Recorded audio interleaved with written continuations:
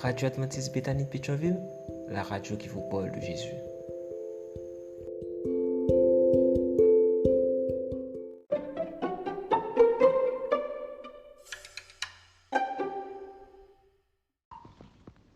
La vigile matinale provient de l'œuvre de Monica Diaz, Méditation quotidienne au féminin. La méditation de ce matin, aujourd'hui, 3 avril 2024, est tirée de Matthieu 28, verset 19. Allez, faites de toutes les nations des disciples. Un plan ingénieux, page 102. Une fois, avant de commencer à prêcher, le pasteur Alejandro Bouillot a demandé combien de membres compte cette église. Une femme a levé la main et a fait cette remarque. Dans cette église, nous n'avons plus de membres. Nous sommes tous des disciples. Et comment avez-vous réussi quelque chose d'aussi extraordinaire?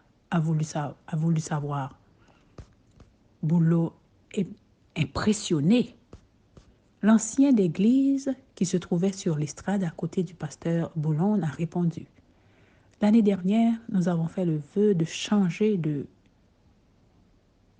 nomenclature.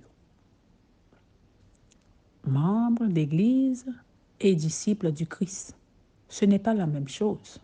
Certes, les deux nomenclatures peuvent et devraient se retrouver chez la même personne, mais ce n'est pas toujours le cas. Laquelle s'applique à votre expérience chrétienne actuelle? Pour donner une réponse précise, définissons précisément ce que chacune signifie.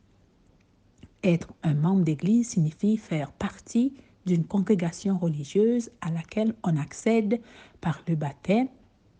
Être un disciple du Christ signifie quelque chose de beaucoup plus profond et a un impact radical sur la façon de vivre. Dans le Nouveau Testament, le mot grec traduit par disciple est mathetes et désigne une personne qui suit un maître afin de recevoir ses enseignements. Un disciple est donc un apprenant. Dans le cas du chrétien, il s'agit d'avoir le Christ comme maître et donc de se positionner comme apprenant. Non pas de vaines théories, mais de mode de vie caractérisé par une marche quotidienne avec Dieu. L'essence du disciple est de suivre le maître dans le sens de recevoir ses enseignements afin de refléter de plus en plus sa haute sagesse.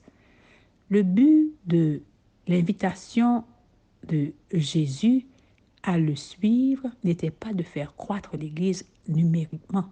C'était une invitation à la communion et à l'apprentissage personnel avec lui. Le but ultime était de restaurer son caractère chez ses disciples. Jésus désire pour vous quelque chose de bien meilleur et de plus profond que le simple fait d'être membre de son Église.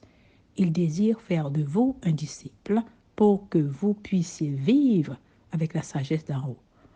C'est la méthode qu'il utilise pour préparer un peuple à sa seconde venue. Et si cela ne suffit pas, il y a un bonus. En voyant Jésus se refléter en vous, d'autres décideront de le suivre aussi. Dites-moi, si ce n'est pas un plan ingénieux.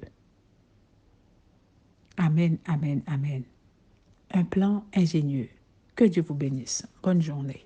D'autres émissions aussi intéressantes sont aussi disponibles sur notre site radioadventistebethany.com et aussi sur toutes les plateformes de podcast.